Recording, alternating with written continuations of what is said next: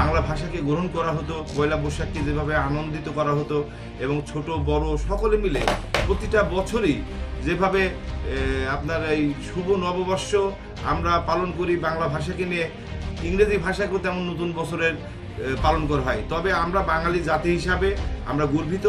সেই লক্ষ্যে আমি বলবো সারা বাংলাদেশের মানুষকে যাতে বাংলা ভাষার চর্চা আরও বেশি বেশি হয় এবং আমাদের পয়লা বৈশাখ যাতে আমরা ভুলে না যাই, বাংলা ভাষাকে যেন আমরা ভুলে না যাই। প্রিয় সাংবাদিক ভাইরা, আজকে বছরের প্রথম দিন পয়লা বৈশাখ শুরু হয়ে গেছে অলরেডি।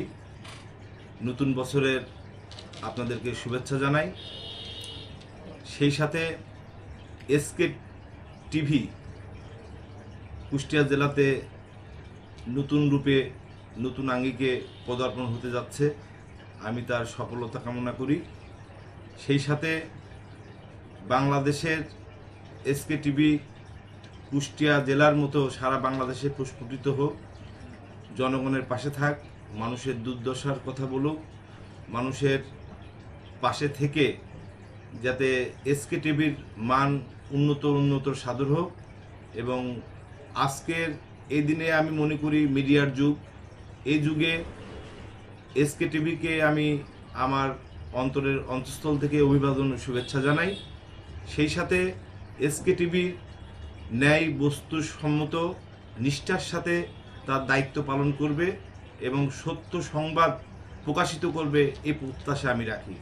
পাশাপাশি আজকের এই দিনে আপনারা বাংলাদেশের রাজনীতি বলেন, অর্থনীতি বলেন, সমাজের যে কোনো কর্মকাণ্ডই প্রত্যেকটা বিষয় কিন্তু টিভি চ্যানেল, অনলাইন পত্রিকার মধ্য দিয়েই কিন্তু মানুষের দোরগোড়ায় পৌঁছায়।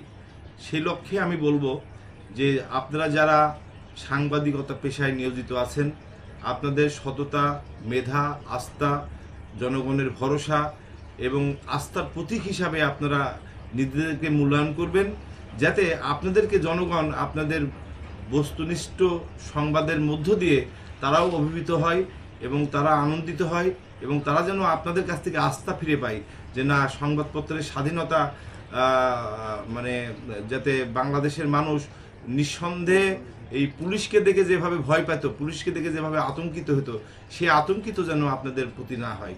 আপনারা সবসময় মানুষের পাশে থাকবেন, এই প্রত্যাশাই কামনা করি। দেখেন, আসলে আমরা বাঙালি জাতি, এই বাংলা ভাষার জন্য 1952 সালে ভাষা আন্দোলন হয়েছিল। আজকে রাষ্ট্রীয়ভাবে বাংলা ভাষা সারা পৃথিবী জুড়েই সুস্পষ্ট এবং বাংলা ভাষার জন্য যেসব যোদ্ধারা জীবন দিয়ে গেছেন তাদের রুহের আত্মার প্রতি আমি সমবেদনা জানাই। আজকে আমরা বাংলাদেশি, বাংলা ভাষাভাষীর মানুষ, আমরা আজকে বাংলা সংস্কৃতি থেকে হারিয়ে গেছি। এই বাংলা সংস্কৃতিতে থেকে হারিয়ে যাওয়ার কারণ আমাদের দেশের রাজনীতি, আমাদের দেশের সংবাদপত্রের যে স্বাধীনতা হরণ হয়েছিল এবং বাংলা ভাষা আমরা ইতিমধ্যেই ভুলেই গেছি। পয়লা বৈশাখ যে কি এখনকার নতুন উদীয়মান মানুষ কিন্তু জানেই না। ইভেন আমাদের বয়সী বলেন বা আমাদের থেকে মুরব্বী বলেন বা আমার সমসাময়িক বা ছোট মানুষই বলেন, আসলে বাংলা মাসের কথা আমরা ভুলে গেছি। আমরা ইংরেজি মাসকে যেভাবে গুরুত্ব দিই, আমরা বাংলা ভাষার মানুষ, আমরা বাঙালি হিসাবে আমাদের এই পয়লা বৈশাখ এবং বাংলা মাসকে আমরা ভুলে যাই, আমরা ইংলিশের দিকে ছুটে যাই। আমরা যে বর্ণাঢ্য র্যালির মধ্য দিয়ে, বর্ণাঢ্য আয়োজনের মধ্য দিয়ে বাংলাদেশে যেভাবে বাংলা ভাষাকে গ্রহণ করা হতো, পয়লা বৈশাখকে যেভাবে আনন্দিত করা হতো এবং ছোট বড় সকলে মিলে প্রতিটা বছরই যেভাবে আপনার এই শুভ নববর্ষ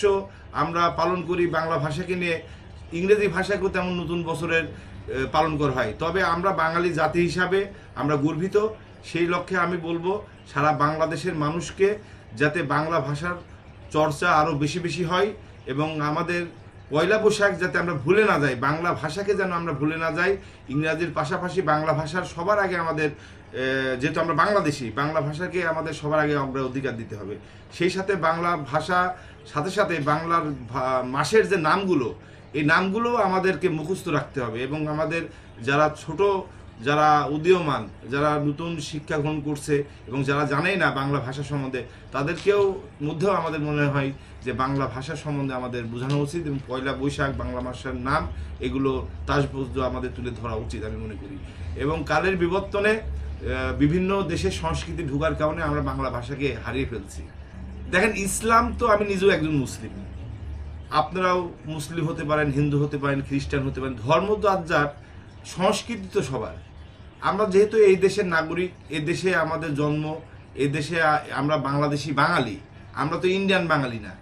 আজকে যারা ধর্মীয় রাজনীতি করে এরা কিন্তু নতুন কিছু না, এরা মুখে বলে এক কথা, কর্মে করে এক কথা। আপনারা কিছুদিন আগে দেখতে পেরেছেন যে ধর্মীয় রাজনীতির দোহাই দিয়ে যারা কোনোদিনই কোনো কালে এই বাংলাদেশের রাজনীতিতে শহীদ মিনার বা স্তম্ভে সাভারে কিন্তু কোনোদিন ফুল দিতে যায়নি। আপনারা ইতিমধ্যে লক্ষ্য করেছেন যে বর্তমানে বিরোধী দলীয় নেতার নেতৃত্বে বিরোধী দল যারা আছেন বাংলাদেশের রাষ্ট্রীয় ক্ষমতায় বিরোধী দল হিসাবে, তারাও কিন্তু দেখেন সর্বকালের ইতিহাস ভেঙে তারাও কিন্তু এখন মুক্তিযুদ্ধের স্মৃতিস্তম্ভে যাচ্ছে। ইতিমধ্যে আপনারা দেখতে পাচ্ছেন। এই জন্যে যে পয়লা বৈশাখকে ঘিরে এক শ্রেণীর কিছু উগ্রবাদী আছে যারা কোনো সংস্কৃতিকেই পছন্দ করে না, তারা নিজেদেরকেই নিয়ে ব্যস্ত, তারা নিজেরা যেটা ভালো মনে করে সেটাকেই তারা প্রাধান্য দেয়।